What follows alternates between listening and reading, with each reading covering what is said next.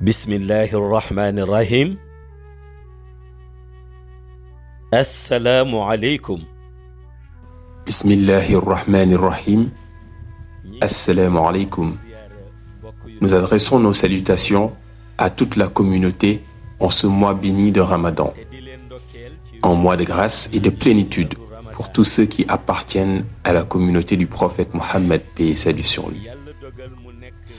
Nous rendons grâce à Allah qui a dit « La in shakartum la azidannakum » Si vous êtes reconnaissant, très certainement j'augmenterai mes bienfaits pour vous. Allah a décrété que nous lui exprimions notre gratitude et que nous sollicitions l'accroissement de ses faveurs. C'est dans cet esprit que nous nous retrouvons aujourd'hui encore, animés par la volonté de perpétuer cette séance d'enseignement. Tout cela se réalise par la grâce du prophète, paix et salut sur lui, mais aussi grâce à celui qui nous a enseigné la grandeur du messager d'Allah, notre maître, Mawlaya Cheikh Ahmed ibn Muhammad Tijani Sherif. Cette année 2025, nous explorerons les leçons du Ramadan sous l'angle de ce que nous nommons la science d'Allah. Lorsqu'il s'agit d'étudier le Très-Haut, chacun apporte une compréhension qui reflète son propre niveau d'élévation spirituelle. C'est pourquoi, dans la quête de la connaissance d'Allah, nous nous appuyons sur une synthèse de son uluhiyat, divinité, tout en tenant compte de notre propre dimension mystique. Telle est la démarche qu'Allah lui-même a instaurée. Allah a créé les êtres humains avec des niveaux de compréhension variés. À ce sujet, il a dit « Kulli ruhu min amri rabbi wa ma utitum min al-ilmi illa qalilan » Dit « L'esprit relève de l'ordre de mon Seigneur et il ne vous a été donné de la science que très peu. » Surat Al-Isra, verset 85. Ainsi, lorsqu'il est question de commenter la divinité d'Allah, certains s'appuient sur la science infuse, d'autres adoptent une approche analytique, et d'autres encore privilégient une perception fondée sur sa réalité absolue. Si nous nous référons à ces différentes approches, il demeure un domaine exclusif à Allah, une sphère qui lui appartient en toute singularité, sans aucune interférence extérieure. C'est ce que l'on désigne sous le nom de réalité divine. Toute tentative d'interprétation de cette réalité se limite donc au cadre divin. Cela soulève une question essentielle. Si, dans cette sphère divine, Allah introduisait l'âme d'un aqtab ou celle d'un prophète, et que cette âme immergée dans le milieu divin était sollicitée pour projeter sa vision et interpréter la réalité divine en notre faveur, alors quelle science emploierait-elle pour répondre à cette sollicitation? C'est à ce moment précis qu'intervient le choix. Chacun opte pour la science qui lui semble suffisante pour interpréter cette réalité. Quant à moi, celle que je choisis est celle que j'appelle la science d'Allah. Il existe une vérité qu'Allah nous a enseignée et que le Coran a dévoilée publiquement pour que nous en saisissions le sens. À travers ces versets, le Coran nous révèle la dimension nourani du Seigneur, cette sphère où il nous instruit sur son essence à travers sa lumière. Allah dit « Allahu nuru samawati wal ard » Allah est la lumière des cieux et de la terre. Ce verset constitue une base essentielle pour notre interprétation. Il nous pousse à étudier sa lumière dans le cadre céleste. Lorsqu'il évoque les cieux, en les associant à diverses manifestations lumineuses, nous réalisons que ce que nous percevons correspond aux 7 cieux connus officiellement. Pourtant, il en existe d'autres qu'Allah a pliés et rangés. mais dont l'existence reste voilée. De même, si nous transposons cette étude au cadre terrestre, nous constatons l'existence de 7 terres connues, mais également de terres qu'Allah a voilées et cachées au grand public. Si le Seigneur nous enseigne Allahu nuru samawati wal ard, et si nous devons commenter ce que j'appelle la science d'Allah, cela nous engage à suivre la ligne d'enseignement divine sur les 7 cieux connus, tout en gardant à l'esprit qu'il en existe d'autres pliés et non révélés. J'adopte la même approche pour les terres. Allah a annoncé l'existence de cette terre, tout en sachant qu'il subsiste d'autres terres qu'il a déployées sans les dévoiler, et d'autres encore qu'il a pliées et rangées sans les révéler. Avant d'aborder leur révélation, qu'Allah a mesuré dans son cadre Nourani, je me pose cette question. Ne devrais-je pas me limiter à sa science? C'est une interrogation que j'adresse à moi-même. Ne devrais-je pas m'arrêter à cette science qui est entièrement englobée par la lumière divine? C'est dans cette quête que j'ai introduit une synthèse en l'intégrant dans un cadre dialectique. Pourquoi un cadre dialectique?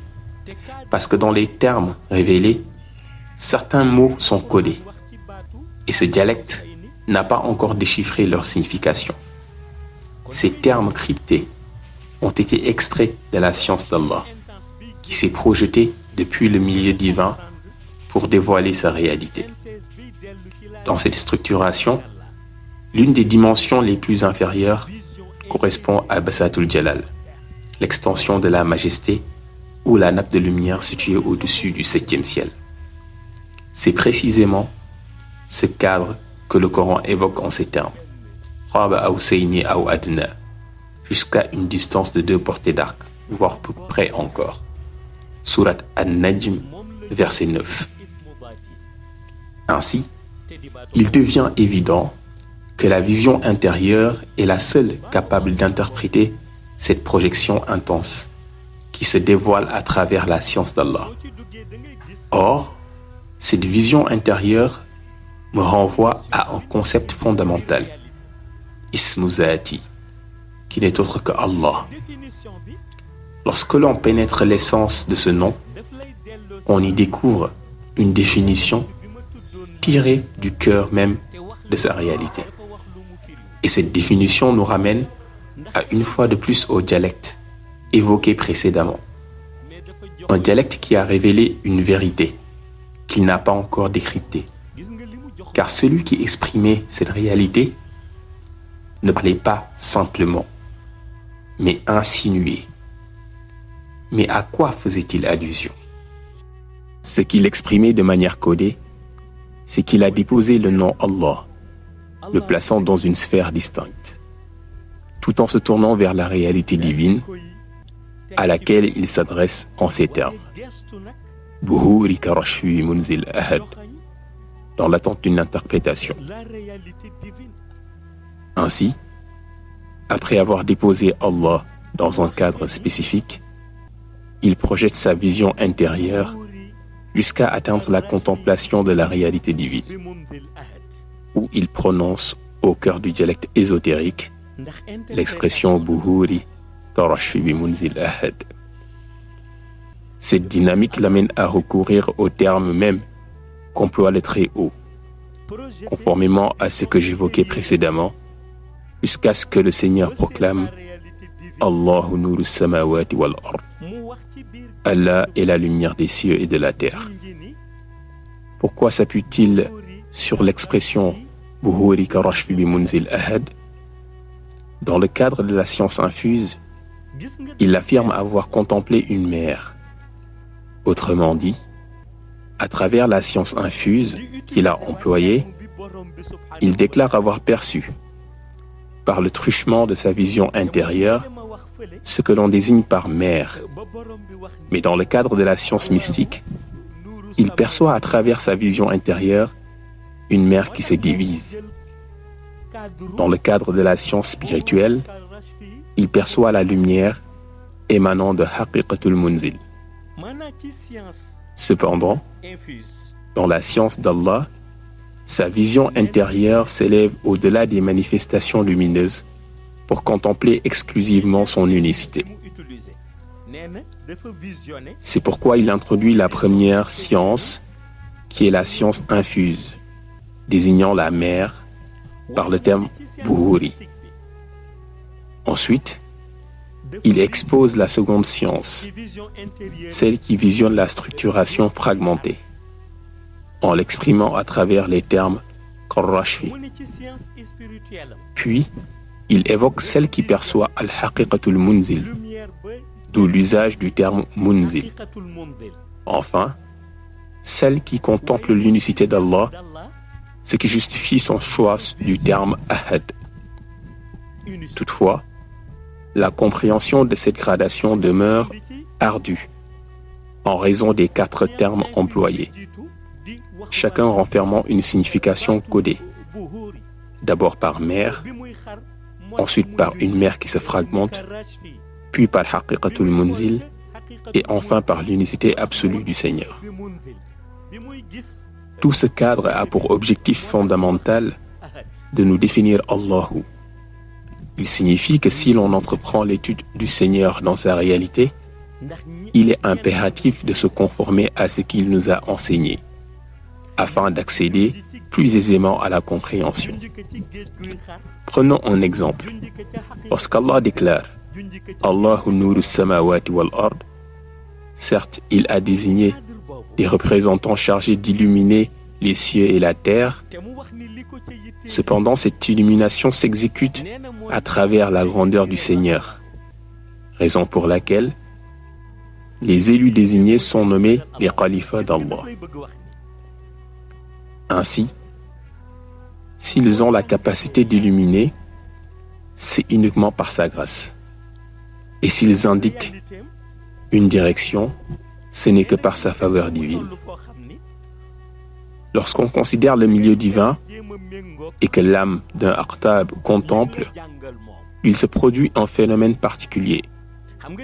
En pleine contemplation, elle affirme que le milieu où elle se trouve dépasse la simple métaphore du ciel.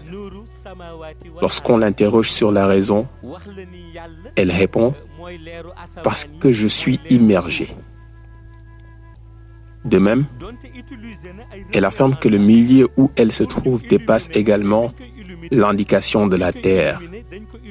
Lorsqu'on lui demande pourquoi, elle répond « parce que je m'en suis éloigné ». Alors on l'interpelle à nouveau « puisque tu es plongé dans le milieu du haïd, sur quelle base te définis-tu » C'est précisément à ce moment-là qu'il introduit ces termes codifiés Il dit qu'il a vu une mer dont les vagues dépassent en hauteur ce que l'on pourrait concevoir comme leur limite. Mais si tu interprètes la mer qu'il évoque comme une réalité matérielle, tu commets une erreur car dans l'état où il se trouve, il ne perçoit plus la matière. C'est pourquoi lorsqu'il affirme avoir vu une mer aux vagues d'une hauteur extrême, indépendamment de toute échelle de mesure, il ne faut pas en conclure qu'il parle d'un phénomène physique.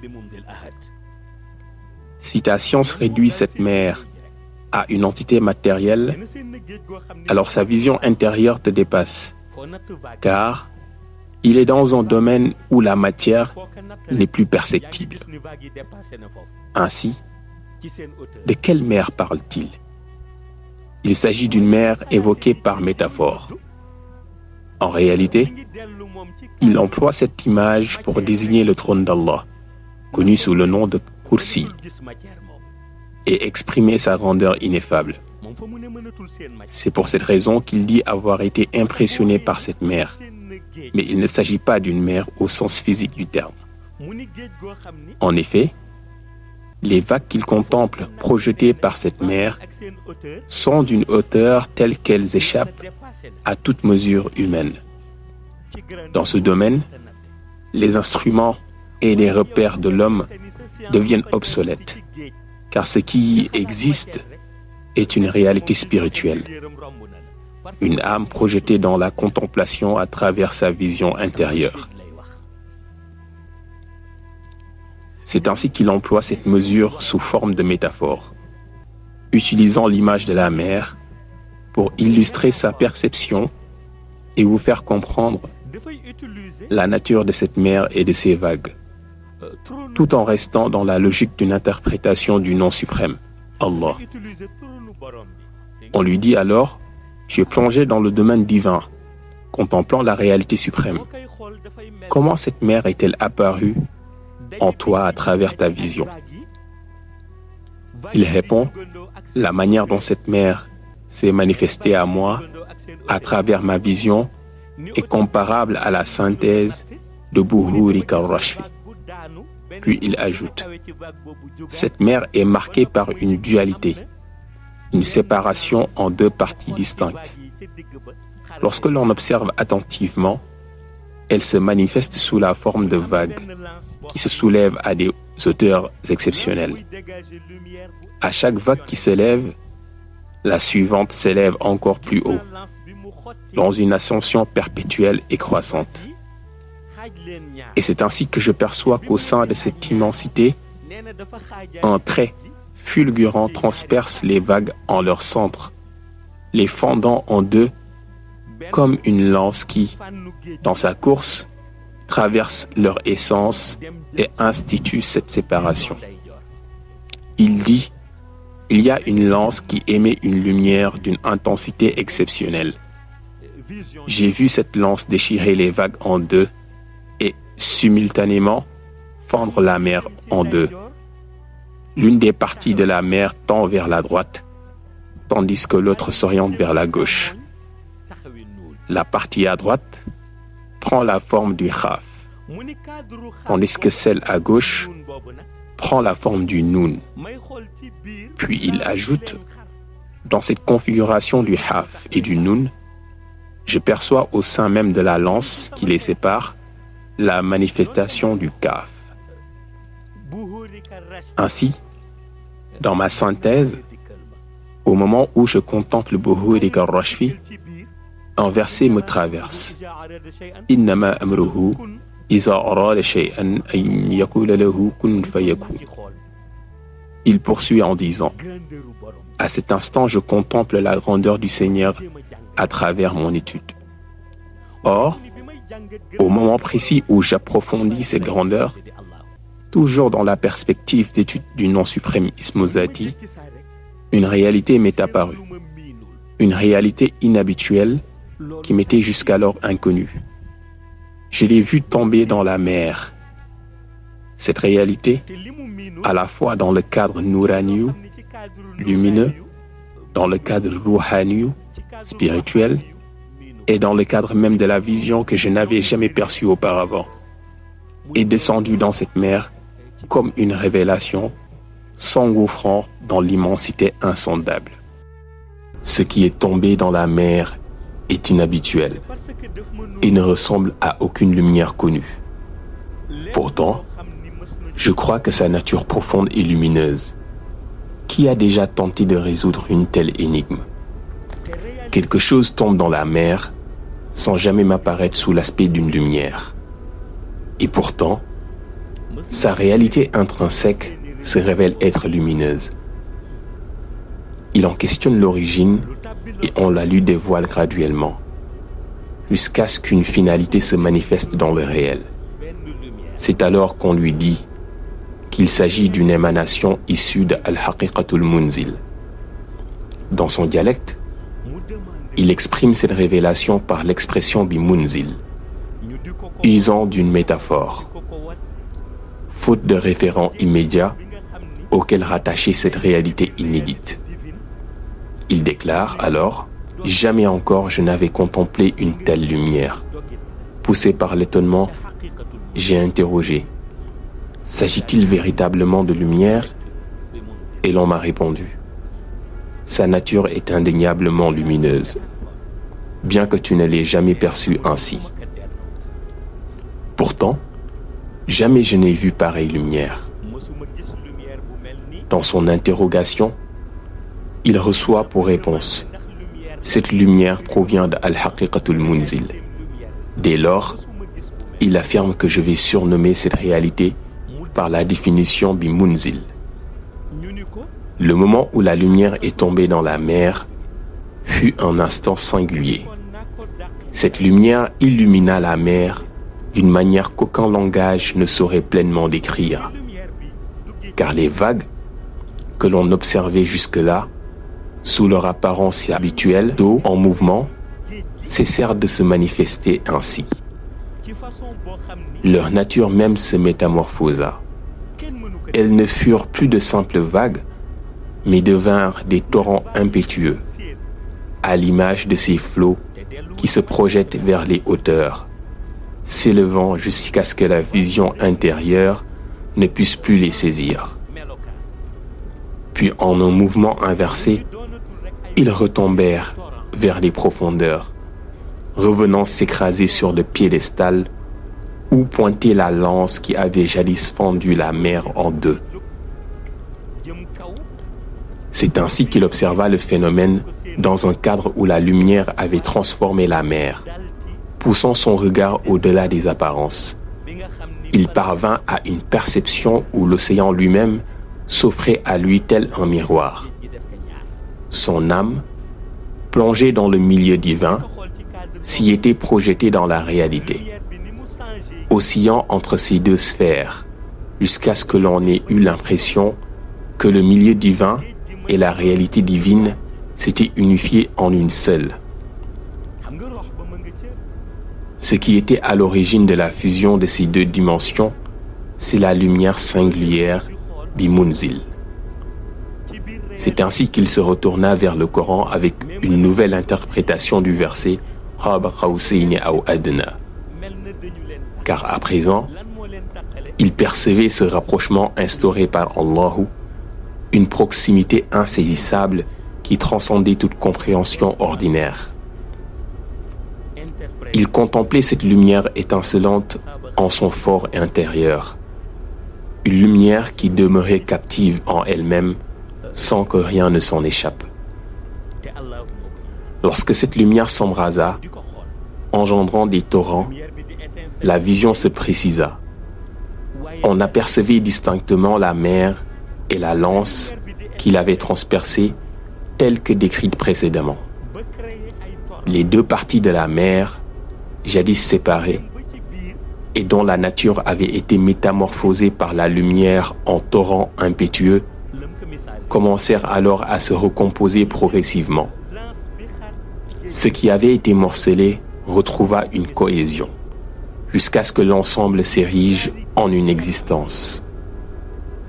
Cette existence se manifeste par une dualité intrinsèque, présentant deux aspects distincts. L'un, inaccessible à la vision intérieure, demeure dans l'ombre.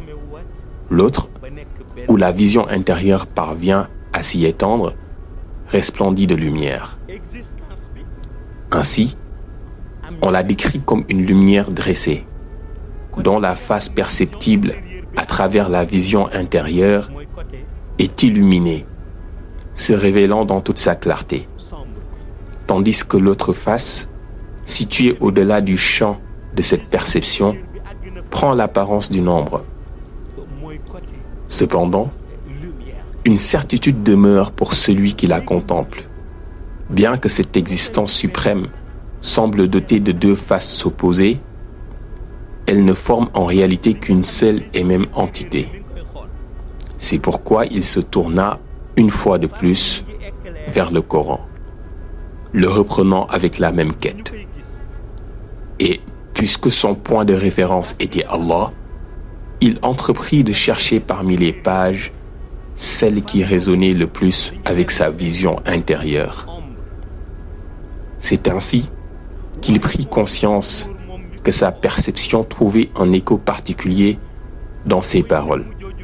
Bismillahirrahmanirrahim. Qul huwa Allahu ahad.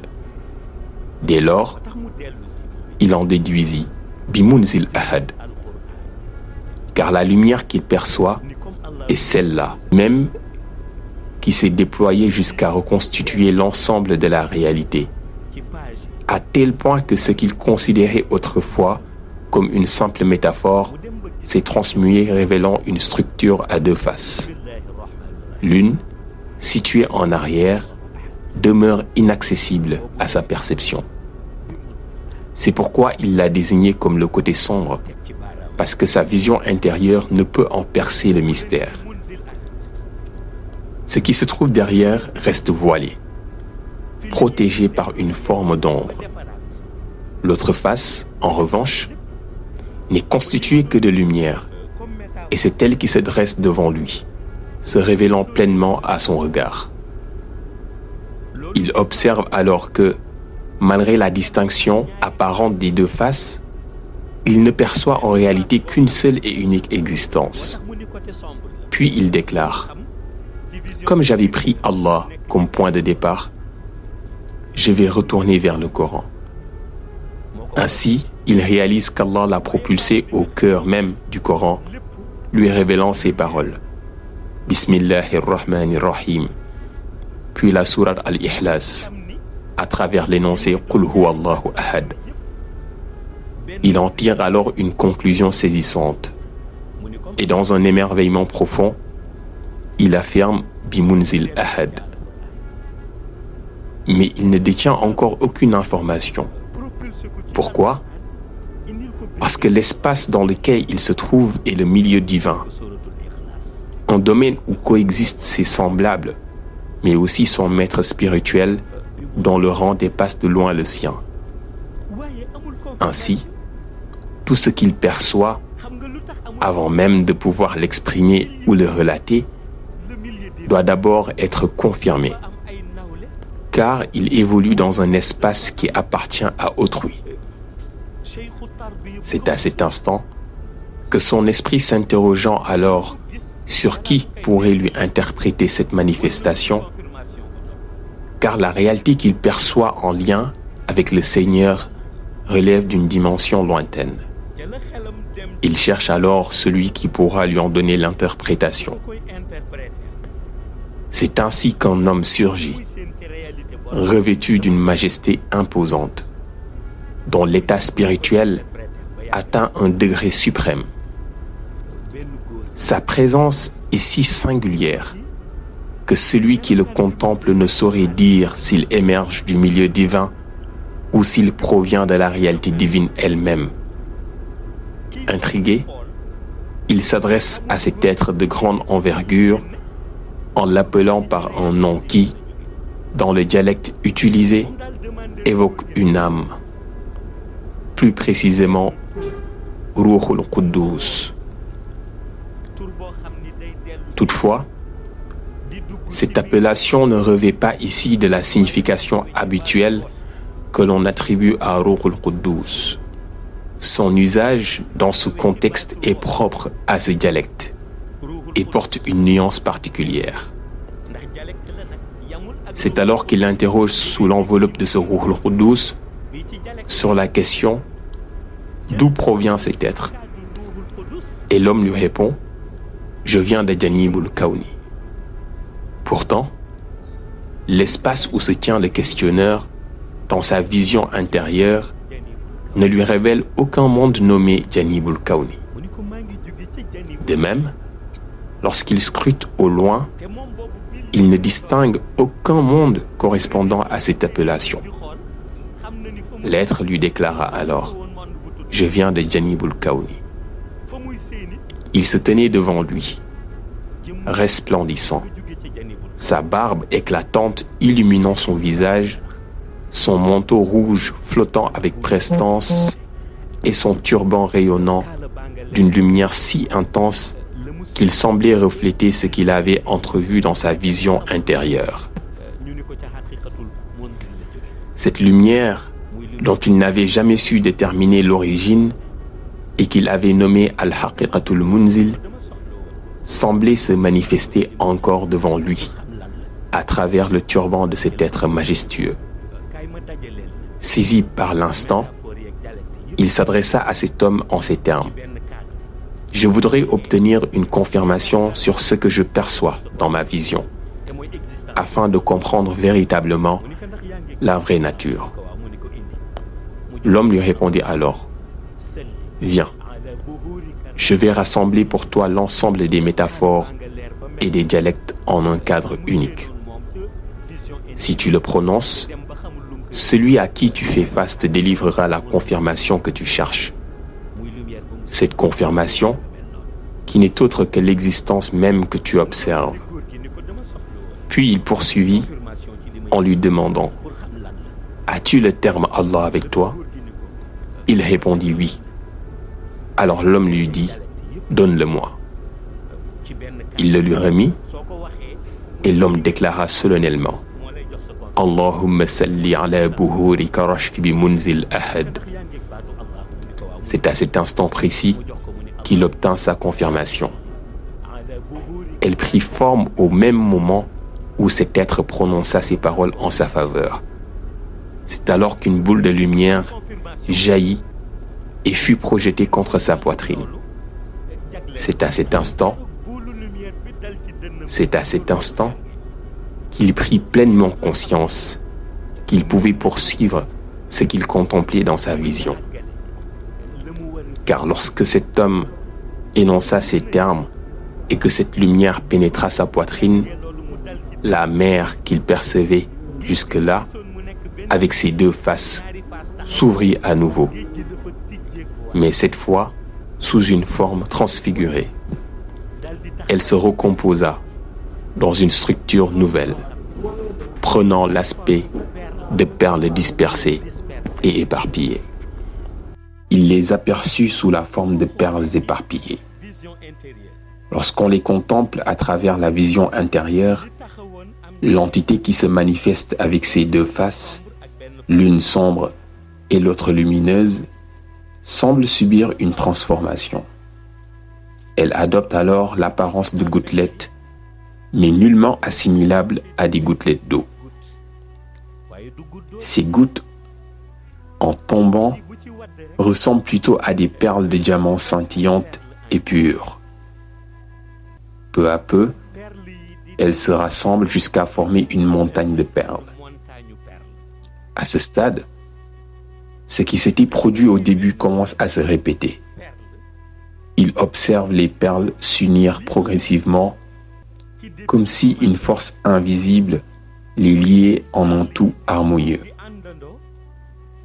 Cette union prend la forme d'une corde, tissée de manière subtile et comportant environ 2000 perles de diamants.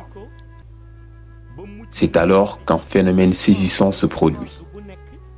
Sous ses yeux, les perles et la corde, dans un mouvement synchronisé, s'assemblent pour calligraphier un mot. L'homme doué de vision intérieure, grâce à ses facultés de perception transcendantes, déchiffre ce mot qui révèle en lui trois réalités inséparables et qui s'inscrivent sous la forme de fitri. Intrigué, il cherche à comprendre pourquoi ce mot prit forme ainsi. C'est alors qu'apparaissent à l'intérieur même de cette inscription deux éléments jaillissant du corps du mot, l'un émergeant du Fa et l'autre du Ra. Chacun d'eux se détache du centre et porte en lui une perle unique. Dans un mouvement saisissant, la perle issue du Fa s'élance vers son œil droit, tandis que celle provenant du Ra se dirige vers son œil gauche. Dès qu'elle pénètre en lui, sa vision intérieure s'amplifie, révélant des perspectives encore plus profondes.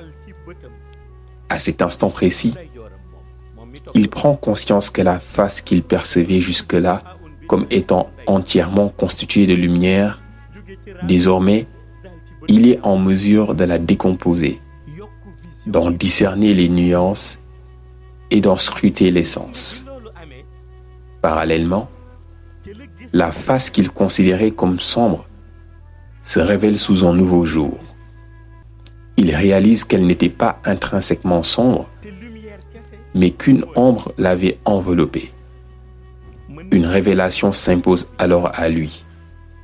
Cette obscurité n'était autre que l'ombre d'un être qui se tenait là, dissimulé derrière cette face. Ce qu'il croyait être un voile, infranchissable pour sa vision intérieure, n'était donc pas une simple absence de lumière, mais la présence d'une entité dont l'ombre recouvrait tout. Il se concentre alors sur ce qui se trouve derrière cette face et perçoit une scène en pleine métamorphose. Ce qu'il contemple change sous ses yeux. Et pourtant, même ce qui s'est déjà écoulé lui est à nouveau projeté, comme si le passé se redéployait en sa faveur. C'est ainsi qu'il comprend enfin la véritable nature de celui qui se tenait derrière. L'endroit où se manifeste cette majestueuse apparition lui devint soudain clair. Il voit un homme émerger, drapé dans un manteau rouge, déclarant avec solennité qu'il est issu de Janibul Kawni. Et c'est à ce moment-là qu'un autre personnage apparaît. Sur cette partie, jadis ombrageuse, rayonnant d'une lumière éclatante, vêtu d'une djellaba blanche, d'une brillance inouïe, sa barbe resplendissante illuminant son visage. Il reconnaît Seydina Mohammed, paix et salut sur lui. Dès lors, la certitude s'ancre en lui. Bien que cet homme soit issu de Janibul Kawni, il est aussi intimement lié au prophète, paix et salut sur lui. Et cette relation ne lui est dévoilée que grâce à l'intensification de sa vision intérieure. Pourtant, tout cela n'est survenu qu'à partir d'un seul mot, inscrit sous ses yeux, Fitri. C'est ce mot qui, par sa structure, a provoqué en lui cette révélation.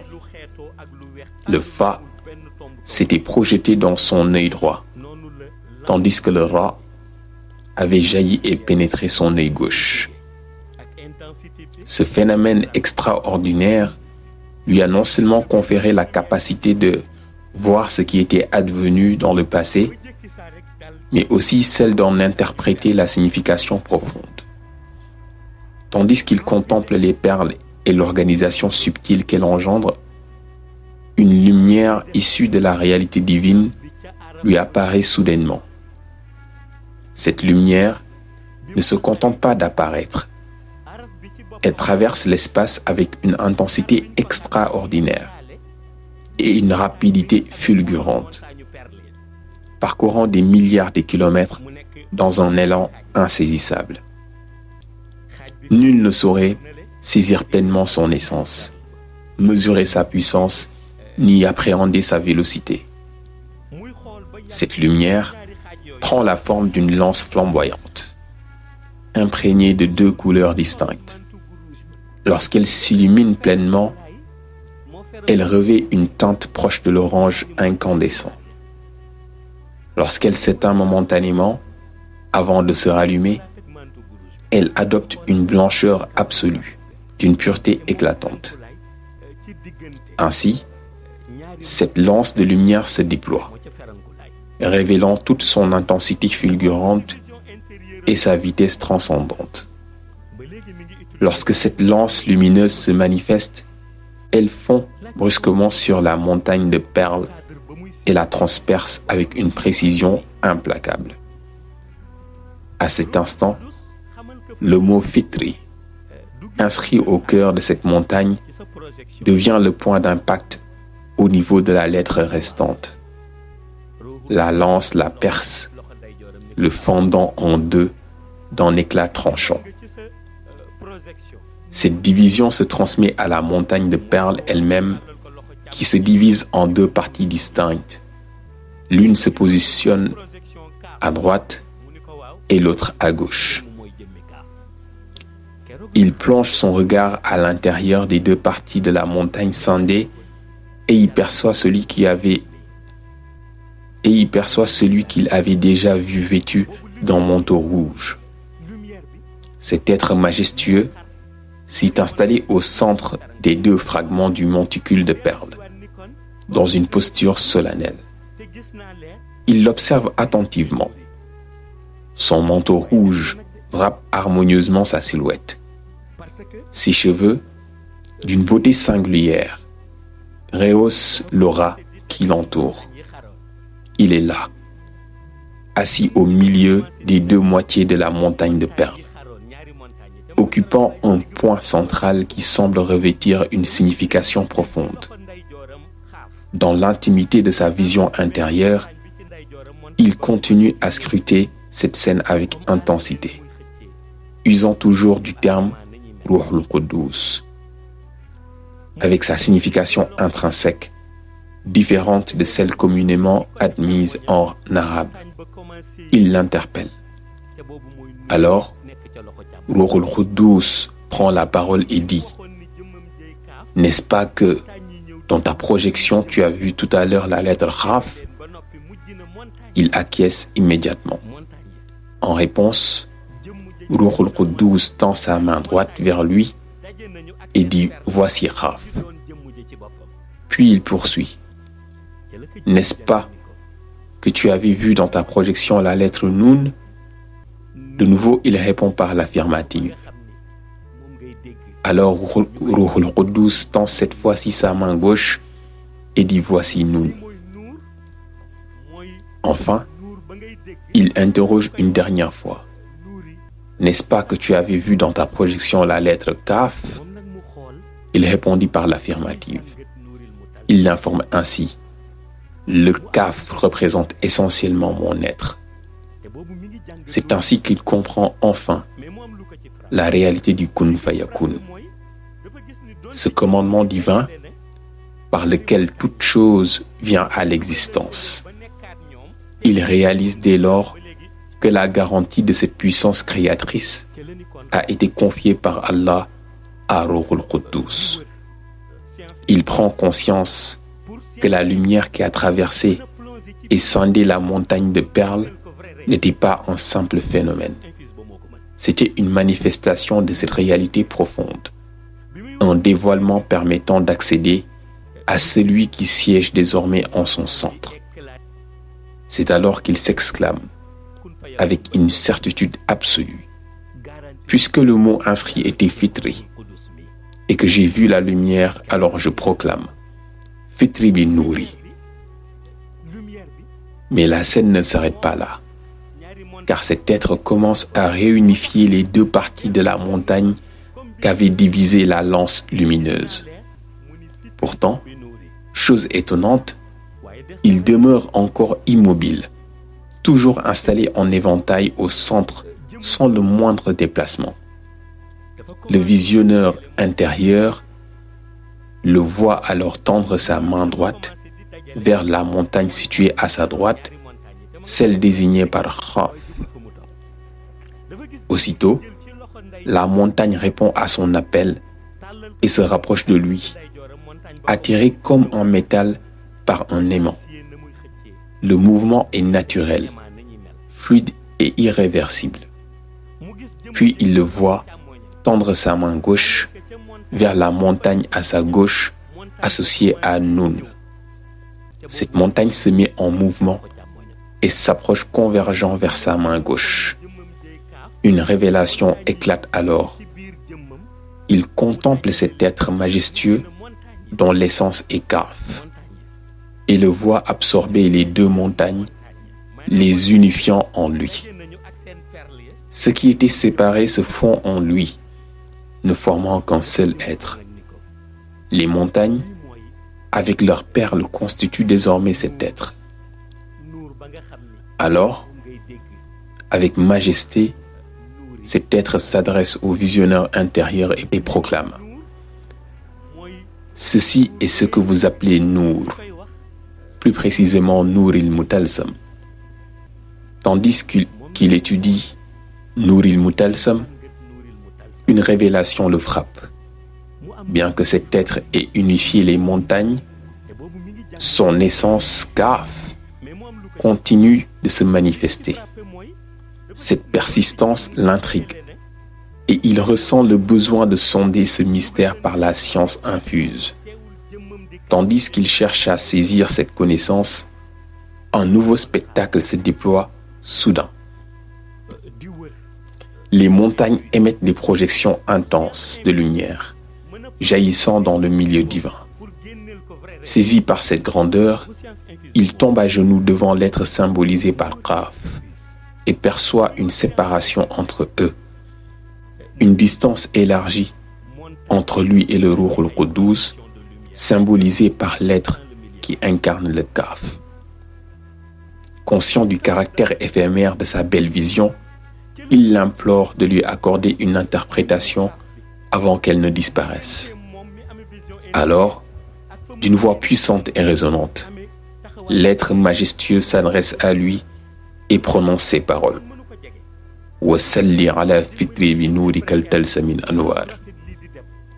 À cet instant précis, il comprend la signification profonde de cette affirmation. Et l'être majestueux poursuit encore son enseignement pour lui. En réintroduisant le Kaf dont il avait essentiellement besoin. Le détenteur de la vision intérieure se voit plongé alors dans un état mystique extraordinaire. Malgré cet état sublime, l'être majestueux lui rappelle solennellement: n'oublie pas que tu es toujours en pleine étude approfondie. Il lui recommande alors de prendre Allah comme point d'ancrage pour poursuivre encore sa quête de vision. Le détenteur de la vision intérieure est dans un état mystique, une condition spirituelle qui lui permet d'interroger Ruh al-Quddus, dont l'apparence symbolise le terme Kaf, sur la nature véritable de son être. Alors qu'il contemple, Ruh al-Quddus l'exhorte à lui révéler le nom divin qu'il détient, à savoir Allah. Celui qui possède la vision intérieure et qui est immergé dans le milieu divin tend alors ce nom suprême qu'il porte en lui. Ce dernier se manifeste sous forme de lumière, fixée dans sa main droite. Lorsqu'il le déploya, l'être suprême qu'il perçoit dans sa contemplation attire ce nom par la force de son pouvoir spirituel.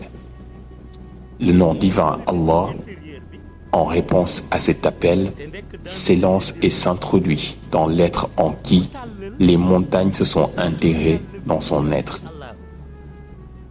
Une fois arrivé en lui, ce nom se manifeste en émanant de sa poitrine, traçant les mots Allahu huwal haqqu wal haqqu huwa Allah. Autrement dit, le ismu zati que l'être suprême a attiré jusqu'à l'intégrer en lui et qui s'est fixé dans sa poitrine se transfigure sous une nouvelle expression. Allahu huwal haqqu wal haqqu huwa Allah. Le détenteur de la vision intérieure le contemple face à face. Alors que son regard se fixe sur lui, il l'observe dans sa posture. Puis, dès que l'écriture jaillit et étincela de sa poitrine, l'être, dans l'exercice de son pouvoir spirituel, s'approprie ce qui s'y est inscrit. Allahu huwal haqq wal haqq huwa Allah.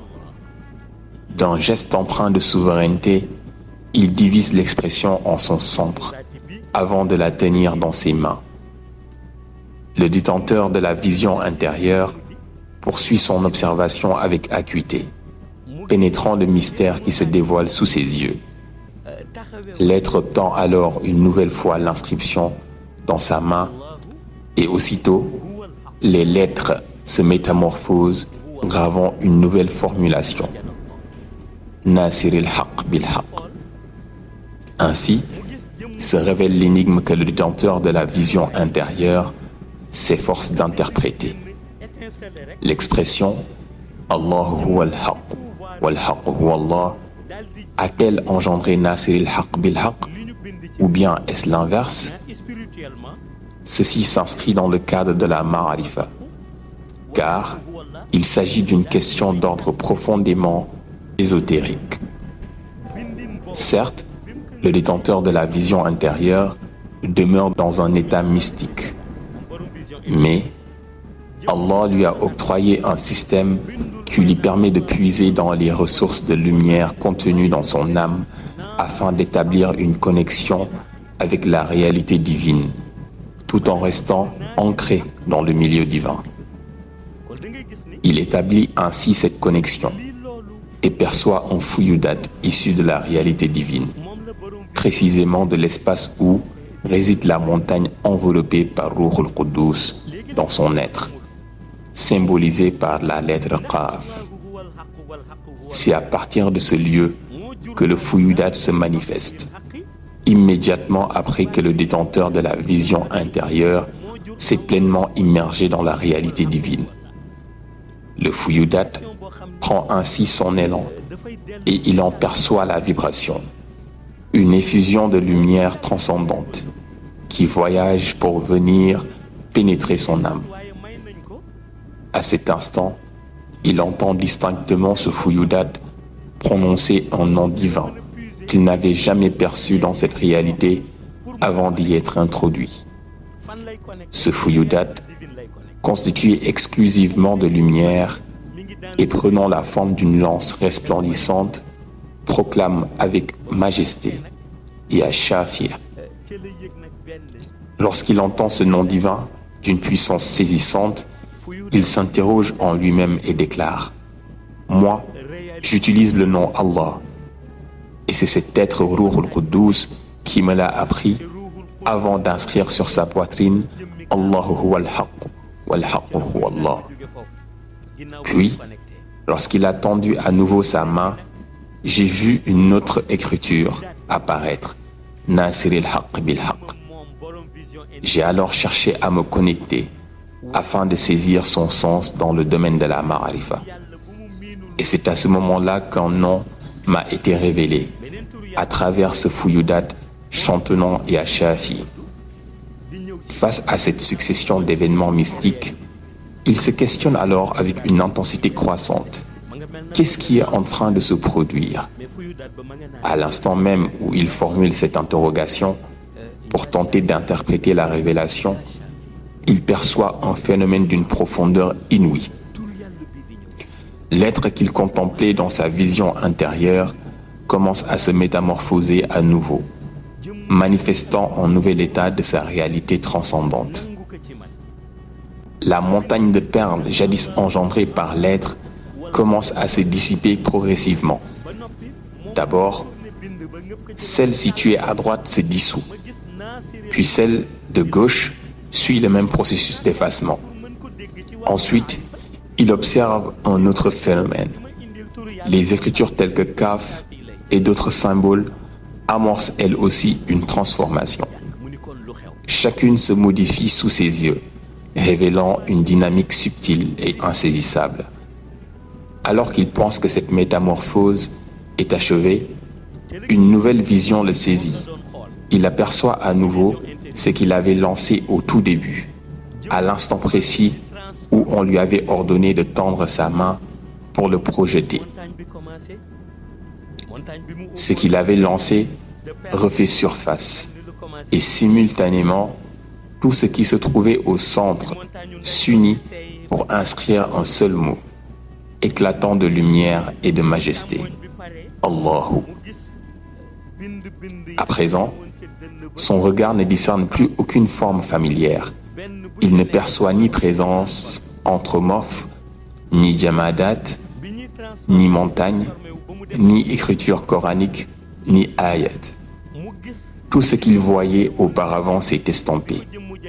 Et il ne reste plus qu'une seule réalité manifeste. Ce qu'il avait vu dans ce milieu, désormais transfiguré en Allah, est précisément ce qu'il tenait dans sa main auparavant. Face à cette révélation d'une profondeur insondable, le détenteur de la vision intérieure s'agenouille au cœur de ce milieu divin. Il demande alors: De par ce nom suprême, j'implore à ce que la synthèse puisse me communiquer le sens de ce que je viens de vivre. Il le proclama ainsi, le complétant par une prosternation, sujoud. Cependant, un silence absolu l'enveloppe. Aucune réponse ne lui parvient. Il le répète encore, avec une intensité accrue. Celui qui détient la vision intérieure, immergé dans le milieu divin, s'exprime ainsi. Dès mon commencement, j'ai initié ce cheminement avec ce nom, Ismu Zati, Allah.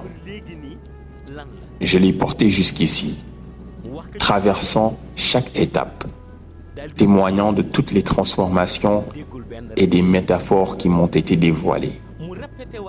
J'ai creusé dans les profondeurs de la science infuse pour qu'elle m'éclaire, et elle m'a effectivement aidé. Cependant, certaines réalités m'ont été interprétées par la ma'arifa, me révélant un sens que je n'avais pas encore saisi.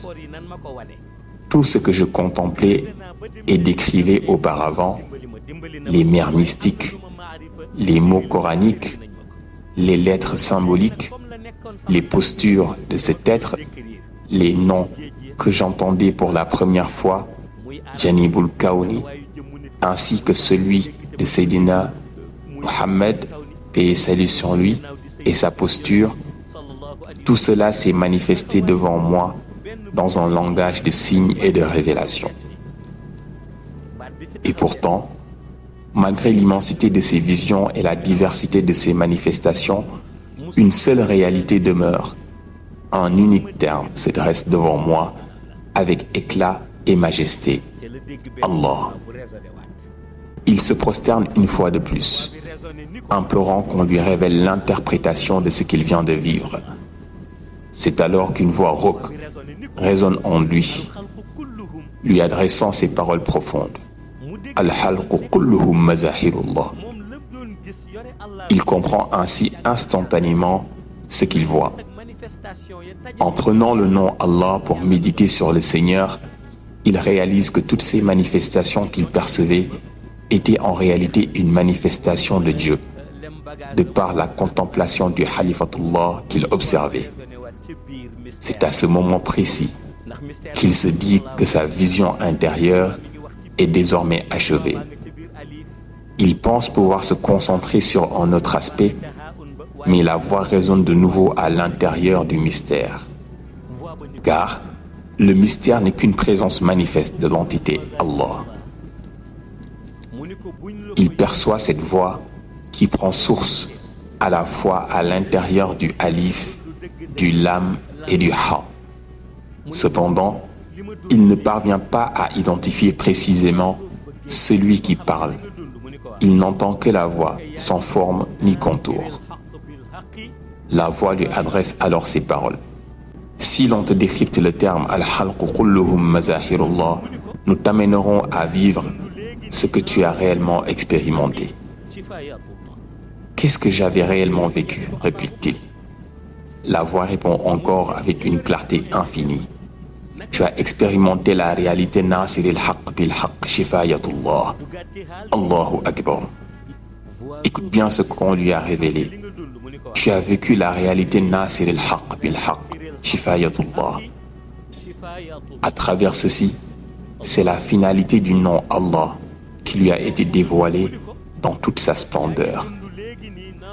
À l'instant où le détenteur de la vision intérieure entend ces paroles, il sombre à nouveau dans un état mystique profond. Il se demande émerveillé et perplexe.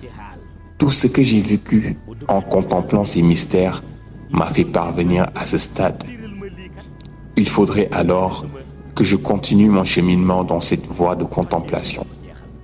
Je ne compte point me limiter ici. Ainsi, il contemple de nouveau Allah, ouvrant encore sa vision intérieure afin de s'engager de nouveau dans le mystère.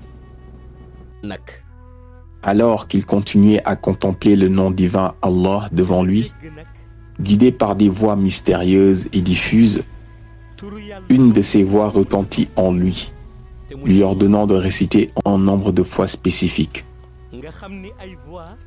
Lorsqu'il demanda la nature de cette psalmodie, la voix mystérieuse répondit « Récite par le nom de ton Seigneur cette parole qui s'apprête à résonner. » L'essentiel à ce moment-là est de comprendre que, de la manière dont la voix mystérieuse lui a ordonné ce zikr, récite par le nom de ton Seigneur, son esprit s'est immédiatement souvenu de la parole coranique et la parole jadis révélée au prophète Mohammed, paix et salut sur lui, résonna dans son esprit. Bismillahirrahmanirrahim, Iqra bismi rabbika allazi khalaq. C'est cette compréhension qu'il a saisie à travers l'ordre. Il demanda cependant la nature de la psalmodie, ajoutant « Car lorsque je suis venu ici, je ne connaissais qu'un seul terme, Allah. Et c'est à travers lui que je parviens à contempler ses mystères.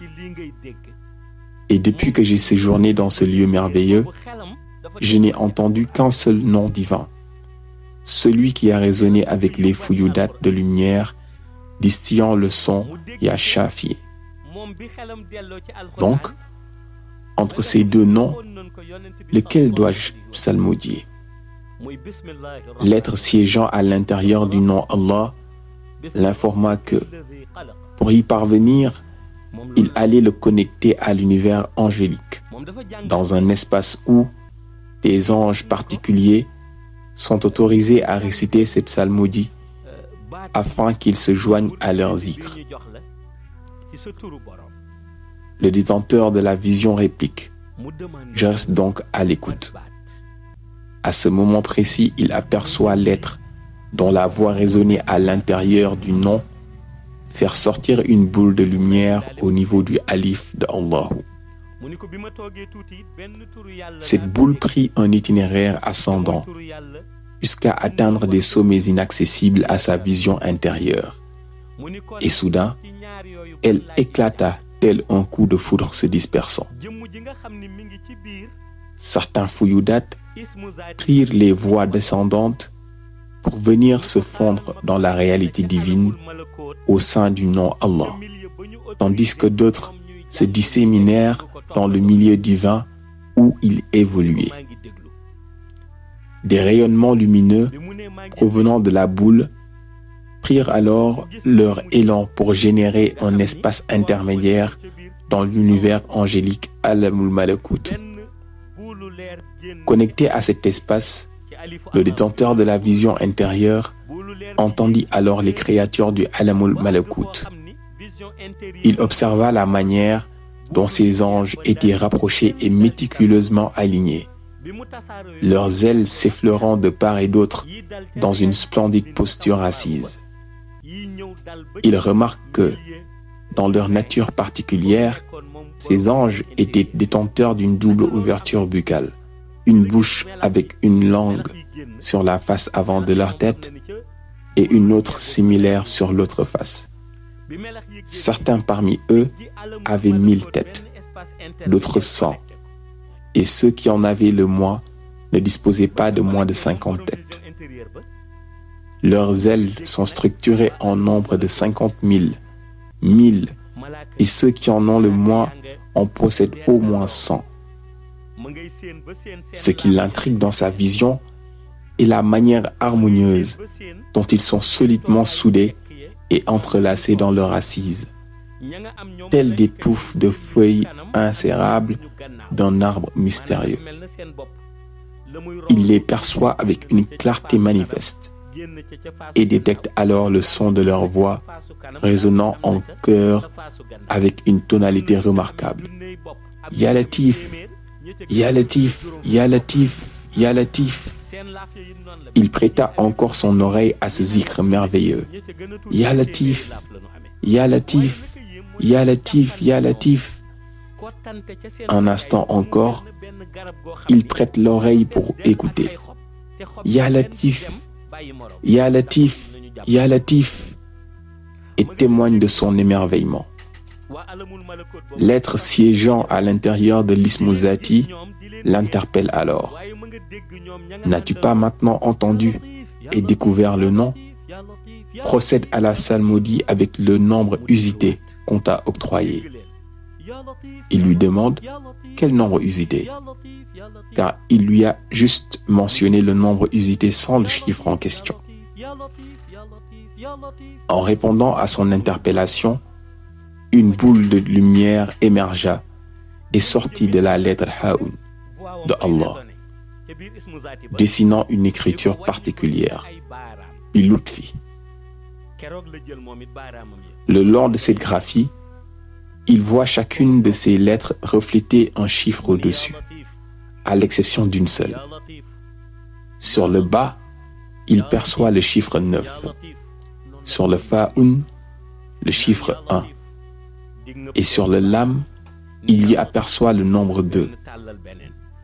Évaluant la structuration respective de ces trois lettres, à savoir le Fa'un, le Lam et le Ba, et mesurant sur l'échelle de la science infuse, il finit par comprendre que c'est le chiffre 129 qui constitue le nombre usité de par le chiffre 1, 2 et 9.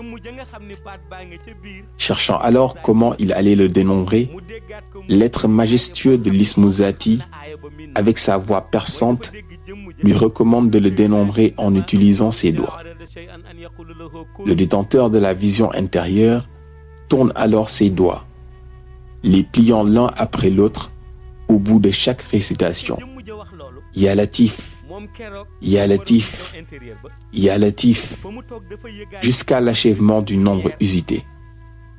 Il est néanmoins pris d'étonnement en atteignant la 129e, car il a subitement entendu la voix mystérieuse de l'être déclamer un verset qu'il connaissait.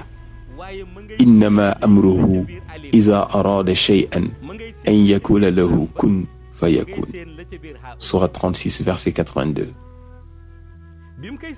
Il en remarqua la sonnerie particulière du terme kun.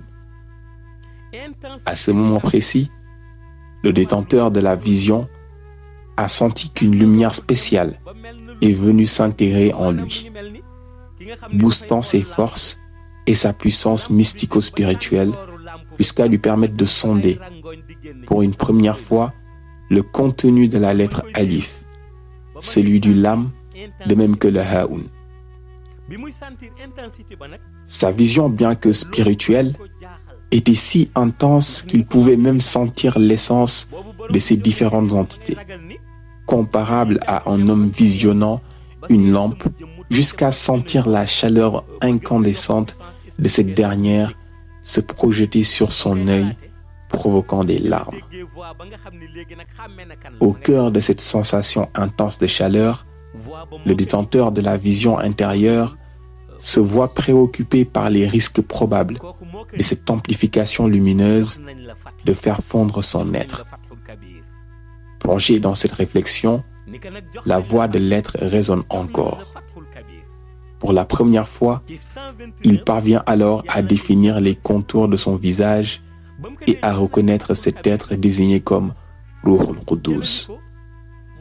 Son indication est la suivante. On t'a offert le Fathu. Le Fathul Kabir t'a été octroyé. Au terme de cette annonce, le possesseur de la vision intérieure l'interpelle encore afin que Ruhul Qudus puisse lui enseigner ce qu'est le Fathul Kabir. L'être majestueux lui signale: je vais te le condenser en un seul terme qui résume tout ce que tu as eu à contempler, associé au zikr que tu as eu à exécuter. C'est la réalité, révèle-t-il. Bilutfi latifin kun fathu. À la suite de cet enseignement, à la fois sublime et mystérieux, il aperçoit alors le début d'une métamorphose substantielle au sein de Ruhul Qudus. Le Alif se dissout pour prendre la forme d'une mer. Le Lam fit de même que le Haoun. Cependant, Chacun de ces océans dispose d'un propriétaire. Chacune de ces mers est habitée par une entité. Elle contemple l'immensité de la mer que Alif a façonnée. C'est ainsi qu'elle perçoit cette mer bouillonner sous l'effet de l'éclat de son eau, jusqu'à ce que cette effervescence atteigne une intensité telle qu'elle éclaterait l'œil humain, état zahir, si ce dernier tentait d'en supporter la vision. Cette mer est animée de vagues qui s'élèvent au-delà de la réalité, atteignant des hauteurs vertigineuses et une grandeur incommensurable. Elle semble arroser le milieu divin lui-même, avant de reprendre inlassablement leur processus habituel. À travers cette démonstration de la mer, le détenteur de la vision intérieure distingue une entité surgissant avec une puissance, une majesté et une lumière qui transcendent toute échelle de mesure. Cet être se dresse avec une stature si imposante que le visionnaire ne peut en discerner la tête. Ainsi, par ces manifestations tajilliyat, il se métamorphose progressivement afin que le détenteur de la vision intérieure puisse le saisir. On en déduit que si cet être avait conservé sa forme initiale, même celui qui détient la vision intérieure n'aurait pu en voir l'apparition. Cet être marche au sein de la mer Alif, contemplé par le visionnaire intérieur. Il est vêtu d'un djellaba d'une blancheur immaculée, surmonté d'un manteau rouge orné de 12 boutons. 2 parmi ces derniers sont situés au niveau de ses genoux. Sous l'observation attentive du visionnaire intérieur, le boutonnement s'est poursuivi jusqu'à sa poitrine. C'est ainsi que l'observateur dénombre précisément 12 boutons sur son manteau, marquant la manière dont cet être s'est révélé. Avec sa barbe rayonnante et son turban d'une beauté éclatante, diffusant une lumière qui illumine et inonde son visage, l'être avance majestueusement.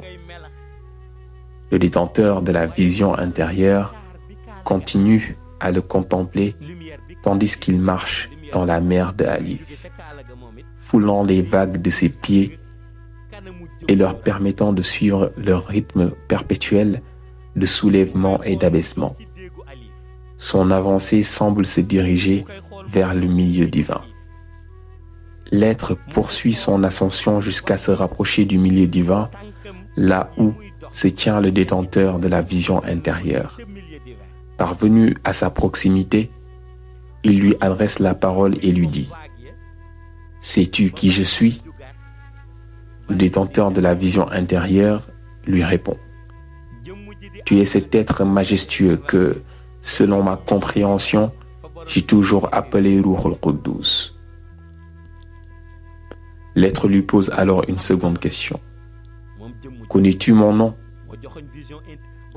Le détenteur de la vision intérieure lui répond aussitôt : « Non, non, je ne connais pas ton nom. » L'être réplique alors : « J'ai 19 noms.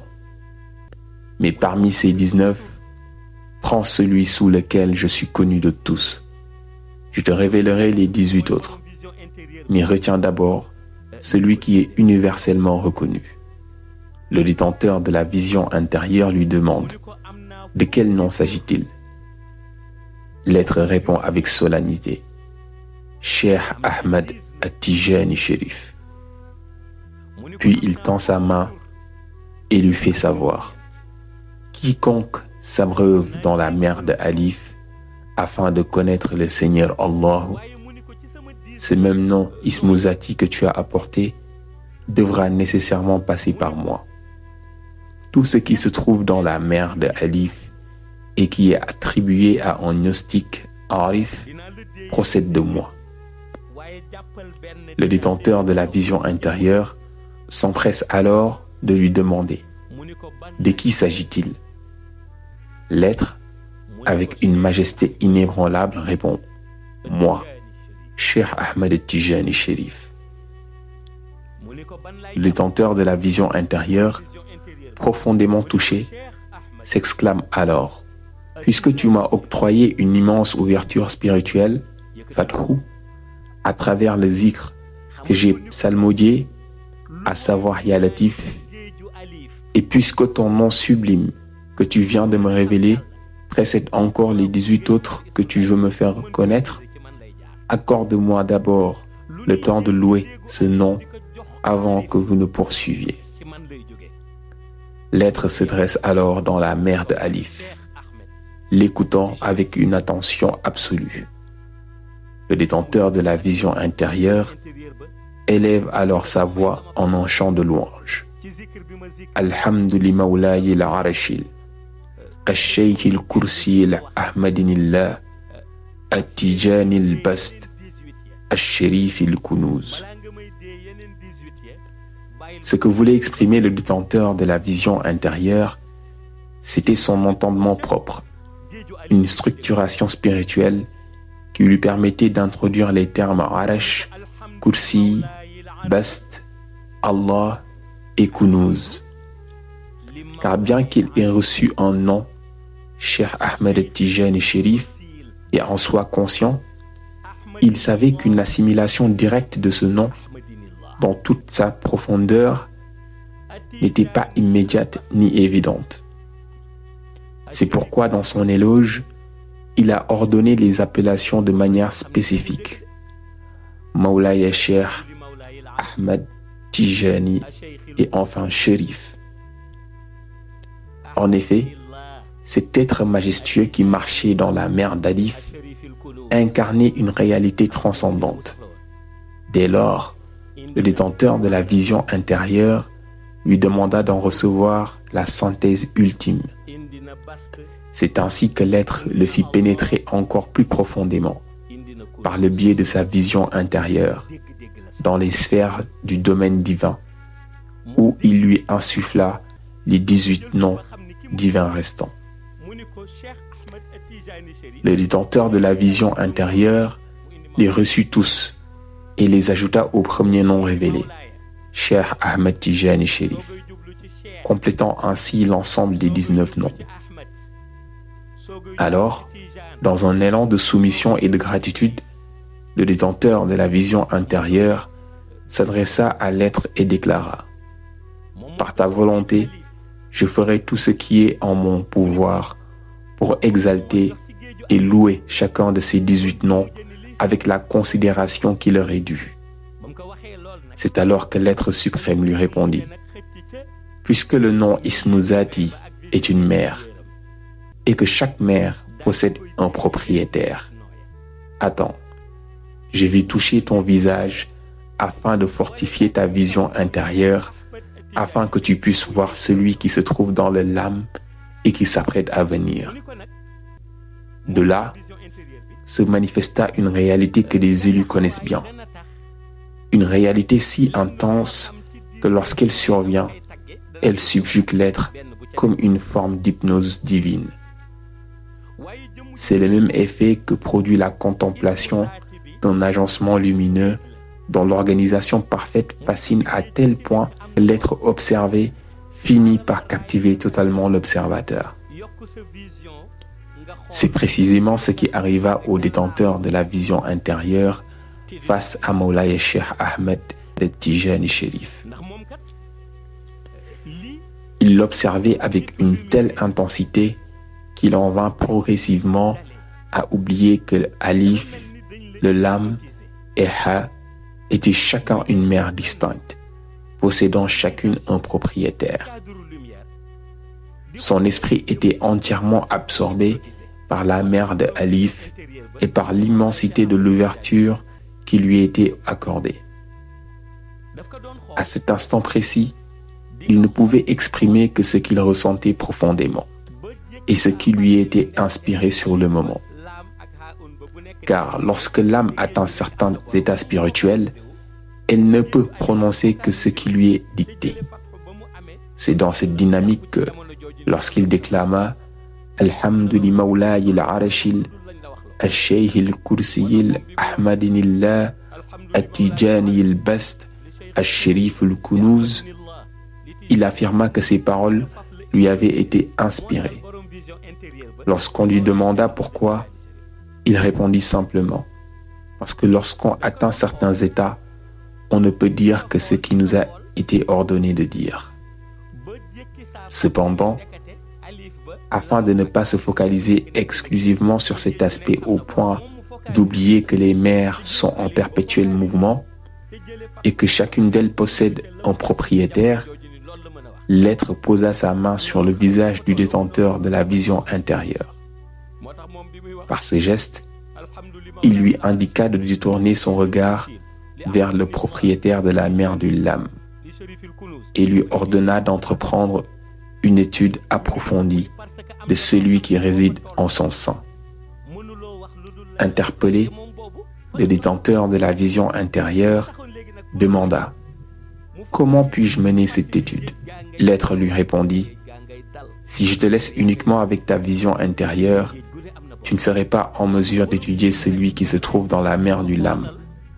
Mais attends, je vais te confier quelque chose. » Avide de compréhension, le détenteur de la vision intérieure s'enquit aussitôt « De quoi s'agit-il » L'être répondit avec gravité et mystère « Je vais te transmettre mon secret. Un secret qui renferme mes 18 noms et qui, en y ajoutant celui que tu connais déjà, forme en tout 19 noms. Ce secret, c'est Sirul Kubra. » Mawlaye Cheikh Tijani tendit sa main et remit au détenteur de la vision intérieure le secret surnommé Sirul Kubra. Dès qu'il en prit possession, ce dernier perçut avec acuité que ce secret renfermait en son sein l'ensemble des 19 noms du Maître. Une révélation aussi grandiose ne pouvait qu'éveiller en lui un profond questionnement.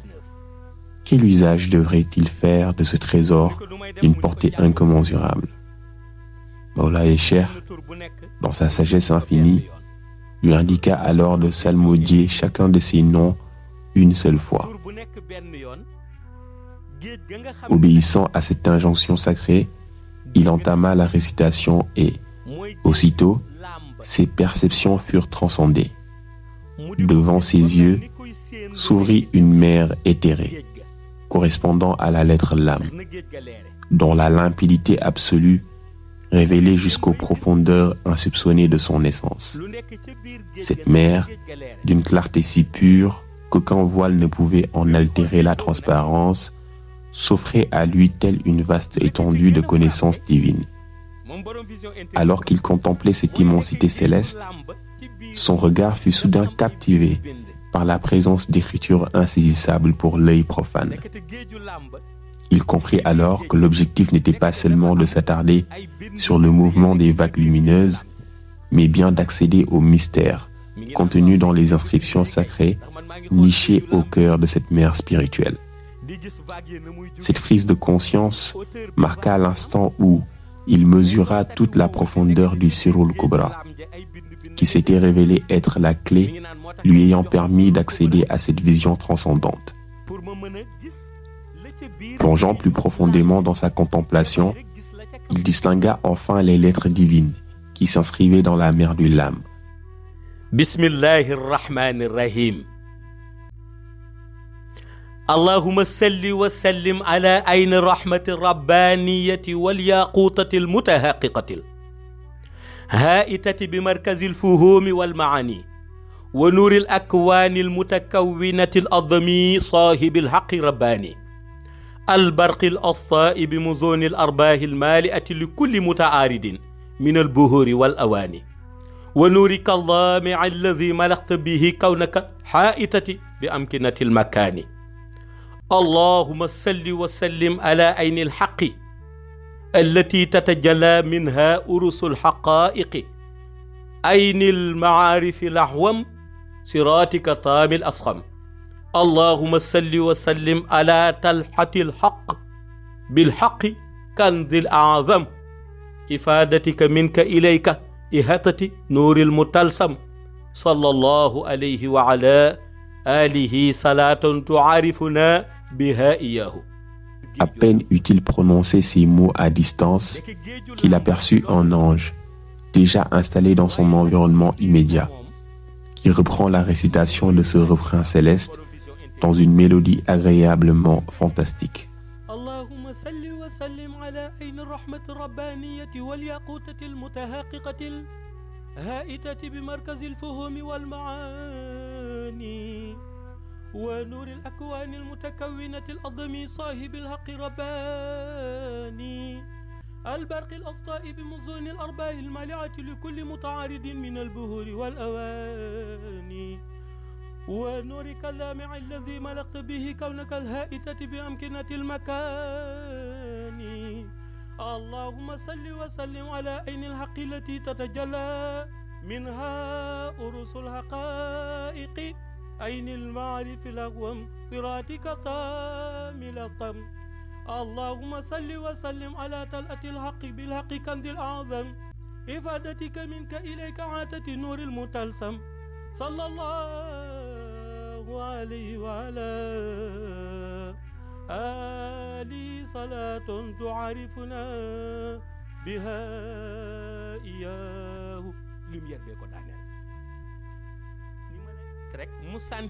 Ce qui est plus envoûtant ne réside pas uniquement dans la psalmodie de l'ange, dont la voix mélodieuse et l'articulation inimitable transcendent toute tentative d'imitation, mais plutôt dans l'être qui s'est manifesté à travers ces récitations.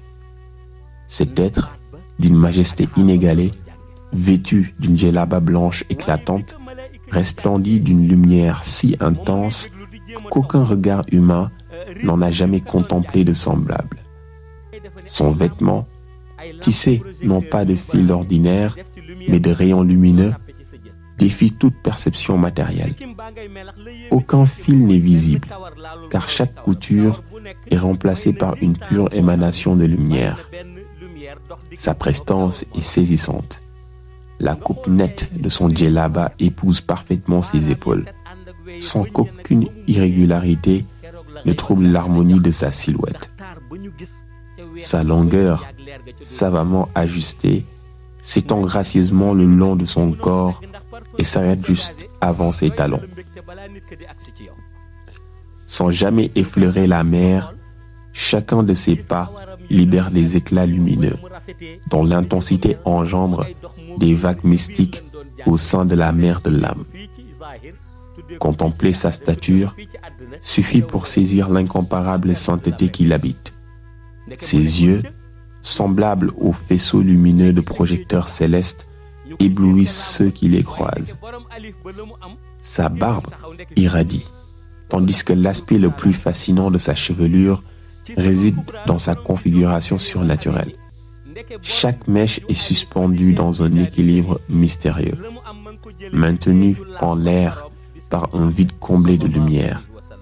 Ses angles, d'une pureté éclatante, reflètent la même perfection que ses doigts. Lorsqu'il esquisse un sourire, l'univers tout entier semble s'incliner sous l'effet de cette beauté divine, provoquant une fusion entre les cieux et la terre. Il suffit d'inhaler son parfum pour ressentir une félicité incommensurable, tant ce sillage exquis est imprégné d'une essence céleste. Le simple fait de le contempler, d'observer son front rayonnant, sa barbe éclatante et ses cheveux lumineux, constitue une extase spirituelle. L'être sublime ainsi décrit provient de la mer d'Alif et de celle de l'âme. Bien que son arrivée soit attendue depuis la mer de l'âme, son essence profonde découle du propriétaire de Alif. Car celui qui détient la connaissance intérieure par la grâce du Sirul Kubra sait que le maître de la mer d'Alif, Mawlaya Cheikh Ahmed Tijan, puise dans l'océan infini de la mer de l'âme, domaine du prophète Seydi Ahmed, paix et salut sur lui. Ainsi, lorsque cet être apparaît dans toute sa splendeur, sa sainteté, sa lumière, sa miséricorde et son parfum inégalable, la Hadratul Ilahiyya l'honore avec le Tayyib il-Mutayyab, un parfum divinement béni. Son hospitalité est telle que, sans qu'il ait besoin de prononcer un mot, tout être doué de discernement comprend instantanément qu'il est le meilleur de toute la création. Sa démarche, posée, fascine par son équilibre parfait. Il ne cherche pas à ralentir son pas, mais son allure naturelle est empreinte d'une majesté solennelle, révélant une détermination inébranlable, un engagement total et un caractère immuable. Cette démarche, loin d'être anodine, confère des bienfaits à l'ensemble de l'univers.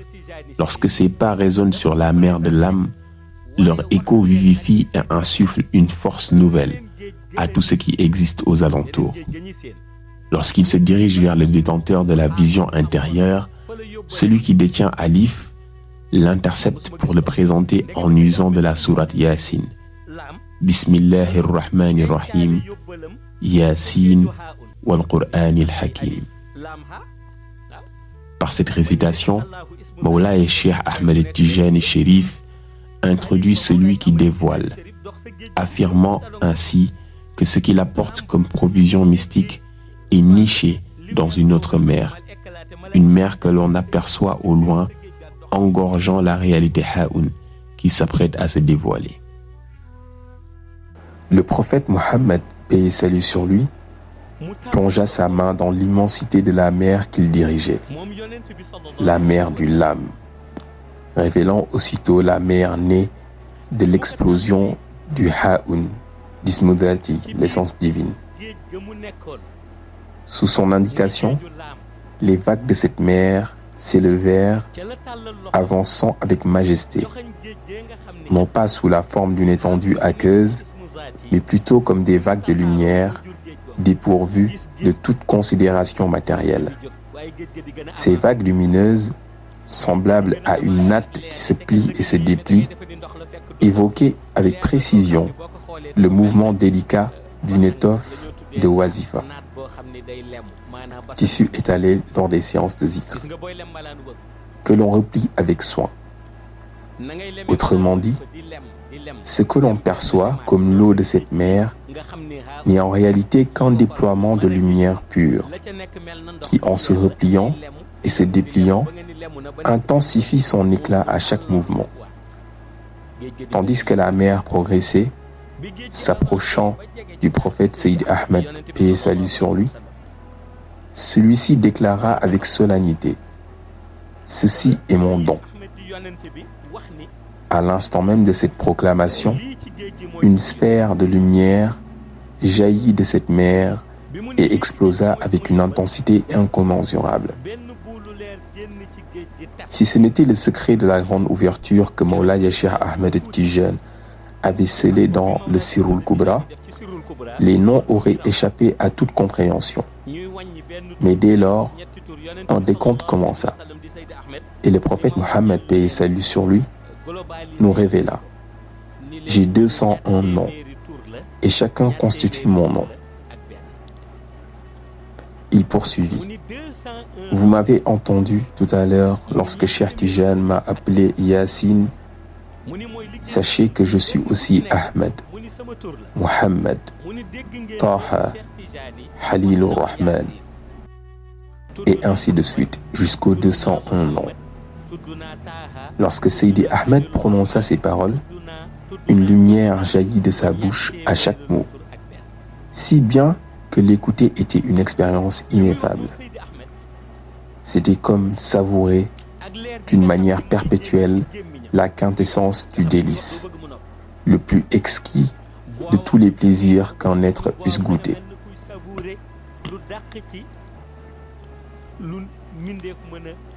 À ce moment, Moulaye Cheikh Ahmed Tijani Chérif, le détenteur de la mer de Alif, cet être d'exception, s'adressa à Sidi Ahmed avec révérence et sollicitude. Sidi Ahmed est témoin de tout. Puis s'adressant directement à lui, il ajouta: Ô Sidi Ahmed, vous m'avez entendu ordonner au détenteur de la vision intérieure de m'appeler Cheikh Ahmed Tijani Chérif. Et il a aussi chanté des louanges à mon nom. Ô vous, être sublime, vous m'avez fait votre bras droit, votre Qatmiya. Accordez-moi la grâce de glorifier votre grandeur. Sidi Ahmed acquiesça à cette demande, lui ouvrant la voie pour glorifier sa grandeur. Témoin de cet instant sacré, moi-même je me tins prêt à transcrire ces chants pour les graver dans l'éternité. C'est alors que Moulaye Cheikh Ahmed Tijani plongea sa main dans sa mer de Alif et en retira un tableau de lumière. À cet instant, une vérité me fut révélée. Bien que le détenteur de la vision intérieure eût contemplé tout ce qui résidait dans la mer de Alif, Cheikh Tijani y avait encore voilé des secrets. Car ce secret, nul ne saurait le dévoiler si ce n'est par la permission du Cheikh lui-même. Enfin, après avoir extrait ce tableau de lumière du sanctuaire de son Alif, Moulaye Cheikh Ahmed Tijani, avec l'assentiment sacré de Seydi Ahmed, déclara avec une majesté inégalable: Allahumma salli ala sayyidina Muhammadin al-Fatih lima ukhliqa wal qatim lima sabaqa nasir al-haqq bil haqq wal hadi ila siratika al-mustaqim wa ala alihi haqqa qadrihi wa miqdarihi al-azim. Aussitôt, l'ange qui avait jadis entonné la Jawharatul Kamal en présence du détenteur de la vision intérieure réapparut. Il récite à nouveau la Salatul Fatih. Allahumma salli ala sayyidina Muhammadin al-Fatih lima ukhliqa wal qatim lima sabaqa nasir al-haqq bil haqq wal hadi ila siratika al-mustaqim wa ala alihi haqqa qadrihi wa miqdarihi al-azim. D'une voix d'une beauté incommensurable, à la sonorité extraordinaire, d'une harmonie si exquise qu'aucune créature ne saurait l'articuler avec une telle saveur céleste. À cet instant, le détenteur de la vision intérieure, saisi par cette révélation, se tourna vers Moulaye Cheikh Ahmed Tijani Chérif et dans un geste empreint de solennité et de profonde humilité, lui tendit les mains en lui adressant cette requête. Ya Sayyidi, je vous implore de m'accorder la grâce de salmodier ce que vous avez récité pour Seydi Ahmed. De plus, je vous prie d'établir comme obligation sa pratique en un nombre équivalent au nom que Seydi Ahmed a déclaré les siens, soit 201. C'est précisément à ce moment que débuta l'éducation spirituelle ancrée dans la récitation des 201 Salatul Fatih.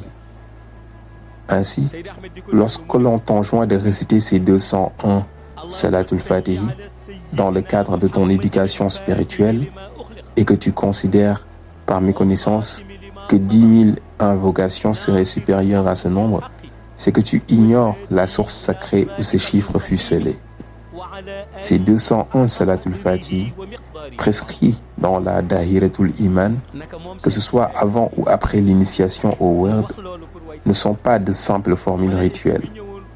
Ils furent garantis à l'instant même où Moulaye Cheikh Ahmed Tijani Chérif, immergé dans sa mer de Alif, reçut l'émanation de Seydi Ahmed, qui depuis sa mer du Lam manifesta ses 201 noms. C'est à cet instant que le détenteur de la vision intérieure sollicita la permission de salmodier ce nom sanctifié 201 fois, selon la structure du Salatul Fatih telle que transmise par Moulaye Cheikh Ahmed Tijani Chérif. Et c'est ainsi dans le rayonnement des océans de lumière que Mawlaya Cheikh Ahmed Tijani Chérif, dépositaire des secrets ultimes, lui accorda cette autorisation suprême. Après cela, Seydi Ahmed, paix et salut sur lui, dans la réalité propre à sa mère de lumière, demeurait perpétuellement voilé par des mystères insondables. En scrutant l'origine des 201 noms, issus d'une sphère de lumière, soudain, une autre boule lumineuse jaillit et explosa, révélant toujours un secret enfoui dans les voiles de Seydi Ahmed. À chaque explosion, un être d'une beauté extraordinaire apparaissait, se tenant en silence. Puis une seconde boule de lumière surgissait, éclatait à son tour, et un autre être d'une force prodigieuse en émergeait, conservant un calme absolu. Alors que le détenteur de la vision intérieure s'apprêtait à s'interroger sur leur nature, une nouvelle boule lumineuse jaillissait et explosait, révélant un être d'une sagesse et d'une beauté indicible, qui demeurait également silencieux. Avant même que la question ne se formule en lui, une autre sphère de lumière jaillissait et un autre haut front d'une luminosité éclatante apparaissait. Troublé par cette révélation, le détenteur de la vision intérieure s'adressa à Mawlaya Cheikh Ahmed Tijani Chérif, cherchant à percer le mystère de ces êtres issus des réalités voilées de Seydi Ahmed. Mais Mawlaya Cheikh lui répondit de manière énigmatique: ne te contente pas de les interroger, mais chante plutôt leurs éloges. Le détenteur de la vision intérieure demanda alors: comment dois-je les exalter? Mawlaya Cheikh Ahmed Tijani lui transmit alors les termes sacrés: wa ala alihi sirrul kubra. Puis, levant le voile sur ses présences énigmatiques, il déclara: voici les compagnons. Mais toi, tu as le sirrul kubra qui te permettra de contempler toutes ces réalités. Ainsi, le détenteur de la vision intérieure comprit enfin la nature des manifestations successives. La première boule de lumière explosa et donna naissance à Abu Bakr. La deuxième fit émerger Omar. La troisième révéla Ousmane. Enfin, la quatrième dévoila Alioune. Dans une illumination soudaine, il réalisa que les compagnons du prophète, paix et salut sur lui, bien avant leur incarnation terrestre, avaient déjà vu leur engagement, leur volonté et leur mission garanties et scellées dans la mer de lumière. Tout ce qui advint par la suite dans le monde physique, comme leur adhésion à l'islam, leur lutte, leur sacrifice aux côtés du prophète, paix et salut sur lui, etc., ne fut que la matérialisation d'une réalité préétablie. Ainsi, lorsqu'on dit qu'Abu Bakr rejoignit la mission prophétique à un moment précis, ou que Omar, Ousmane et Alioune s'engagèrent à des instants déterminés, tout cela n'était que la réalisation d'un décret déjà scellé. Les Hulaful Arba, les 4 califes bien guidés, avaient vu leur âme garantie dès l'instant où le prophète Mohammed, paix et salut sur lui, était dans la mer du Lam. À cet instant, Mawlaya Cheikh Ahmed Tijani Chérif prononça ces paroles sacrées: wa ala alihi sirrul kubra. Puis se tournant vers le détenteur de la vision intérieure, il déclara: pour te récompenser de l'honneur que tu viens de rendre à mes compagnons, je vais poser ma main droite sur ta tête et prononcer Ya Shafi, Ya Shafi, le nom que tu percevais déjà en ton fort intérieur. Dès que Seydi Ahmed posa sa main sur la tête du détenteur de la vision intérieure et énonça le nom divin Ya Shafi, celui-ci ressentit une illumination transcendante, confirmant ce qu'il avait toujours pressenti. Alors, Mawlaya Cheikh Ahmed Tijani Chérif, dans la continuité de cette transmission sacrée, proclama avec solennité: Fayakun, comme complément de ce qu'il a déjà entonné auparavant. Innama amruhu iza arada shay'an an yakula lahu kun fayakun. Porté par l'éclat de cette révélation, le détenteur de la vision intérieure s'adressa à Mawlaya Cheikh Ahmed Tijani et lui dit: puisque vous nous avez exposé la nature des mers et la profondeur de leur réalité, enseignez-nous à présent leurs finalités ultimes.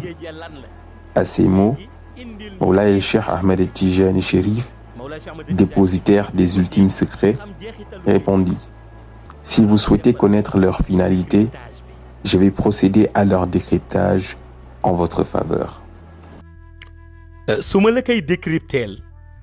Mawlaya Cheikh Ahmed Tijani lui dit: pour le décryptage, le nom divin que tu as apporté et par lequel tu as voulu interpréter la science d'Allah est le Ismu Zati, qui est Allah.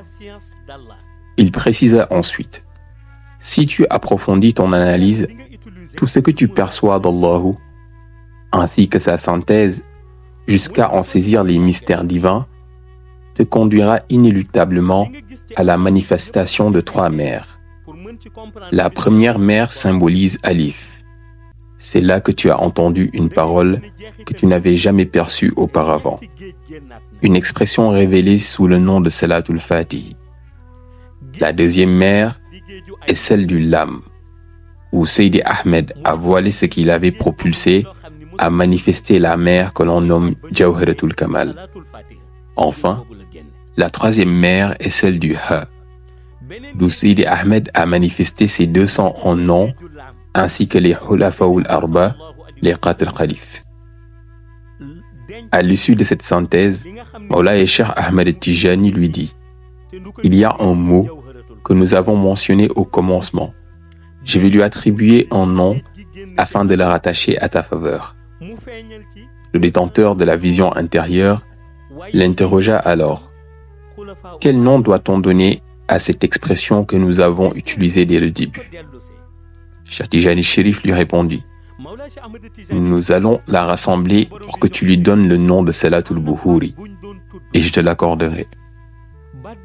Le visionnaire intérieur lui demanda: de quoi s'agit-il exactement, la Salatul Buhuri? Il lui répondit: c'est précisément dans ce même cadre où tu étudies ton Seigneur, ton Créateur sous l'angle de la science d'Allah, l'interprétation que te dictaient les métaphores et les synthèses révélées par les univers te conduisaient à entendre en langage codé, un univers secret que je t'avais désigné comme étant l'endroit d'où je suis issu, communément appelé Janibul Kawni. Cheikh Tijani poursuivit: par la suite, nous nous y rendrons ensemble. Et pour synchroniser Janibul Kawni avec le cadre divin dans lequel tu évolues, il fallait que cette salade soit incluse dans le langage spécifique que nous avons évoqué, un dialecte dont les expressions sont codifiées. Le détenteur de la vision intérieure lui demanda alors de lui enseigner cette science. Mawlaya Cheikh Ahmed Tijani lui ordonna de tendre les mains afin de lui transmettre l'autorisation de la lui offrir en cadeau. Ainsi, le détenteur de la vision intérieure tendit les mains et Mawlaya Cheikh Ahmed Tijani récita: Allahumma salli ala buhurika ar-rashfi bimumdi al-ahad wa salli ala fitri binuri kaltalsam al-anwar nasir al-haqqi bil-haqqi shifayatullah bilutfi latifin kun fatuhu wa ala alihi sirrul kubra bishafi fayakun. Dès cet instant, le visionnaire intérieur sentit qu'il a atteint le parachèvement. En effet, tous les mots que Mawlaya Cheikh Ahmed Tijani Chérif avait prononcés dans cette salade étaient parfaitement agencés, et il n'en manquait aucun dans l'organisation des univers et des métaphores révélées. Cependant, il n'avait jamais envisagé que ces mots puissent constituer une salade, désormais connue sous le nom de Salatul Buhuri. Dans ce cadre, trois réalités, haqiqa, furent ainsi dévoilées. La haqiqa de la Salatul Fatih, issu de la mer dont le détenteur est Mawlaya Cheikh Ahmed Tijani Chérif, qui est symbolisé par Alif, la Jawharatul Kamal, également issue de la mer sur laquelle le prophète Sayyid Ahmed a marché et qui l'a propulsé, représentée par la mer du Lam, et enfin dans la mer du Ha, où furent révélés les 201 noms du prophète ainsi que ses 4 khalifes bien guidés. Également, rappelons-nous que Mawlaya Cheikh Ahmed Tijani Chérif, depuis le milieu divin et la réalité divine où nous étions, a mentionné un monde dénommé Janibul Kauni et a révélé aux détenteurs de la vision intérieure l'existence de ces 18 autres noms, ainsi que les dialectes déjà exprimés et leurs processus qui ont permis la genèse de la Salatul Buhuri. C'est pourquoi lorsqu'on lui a demandé de faire la synthèse, il a entonné Allahumma salli ala buhuri karrash bi munzil ahad wa salli ala fitri bi nuri kaltalsam al anwar nasir al haqq bil haqq shifayatullahi bi lutfi latifin kun fathu wa ala alihi sirrul kubra bi shafi fayakun. Il devint évident pour lui que leur discussion avait engendré d'autres essences qui serviraient forcément aux âmes, qui s'engageraient plus tard dans le sentier de l'éducation et du cheminement spirituel. Mais à ce moment précis, les finalités de ce monde terrestre ne les intéressaient pas. Ils étaient toujours dans le milieu divin. Mais ils savaient pleinement que ces outils et essences mystiques générés serviraient forcément aux futurs habitants de la terre.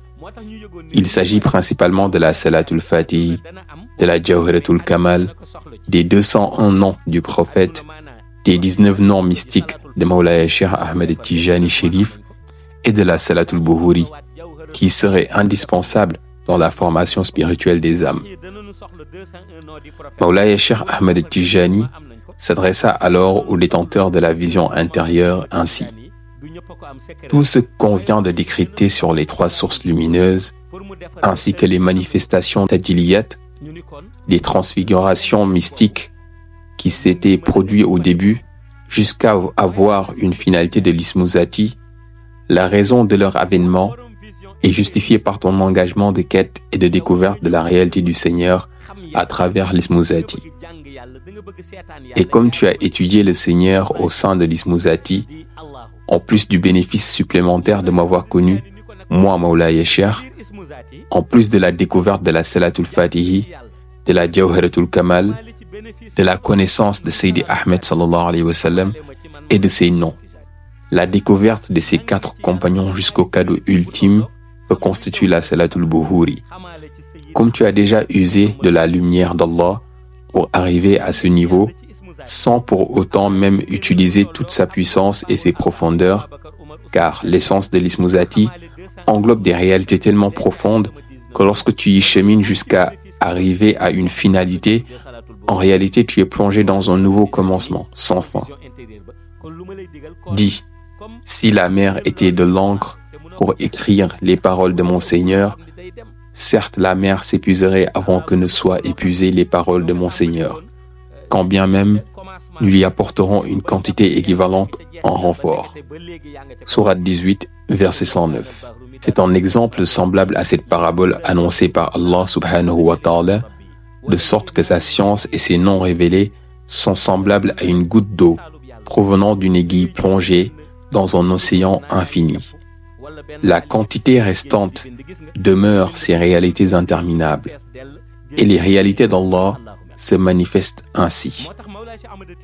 C'est pourquoi Mawlaya Cheikh Ahmed Tijani a rappelé aux détenteurs de la vision intérieure en lui ajoutant: comme tu n'as pas appréhendé les profondeurs de la réalité du nom Allah, malgré les nombreux avantages spirituels que tu en as bénéficié, je vais t'indiquer un autre nom mystique, celui de Rahman, afin que tu puisses t'engager dans une nouvelle quête d'apprentissage du Seigneur subhanahu wa ta'ala. Nous allons donc entamer une nouvelle phase d'étude à travers son nom, Rahman.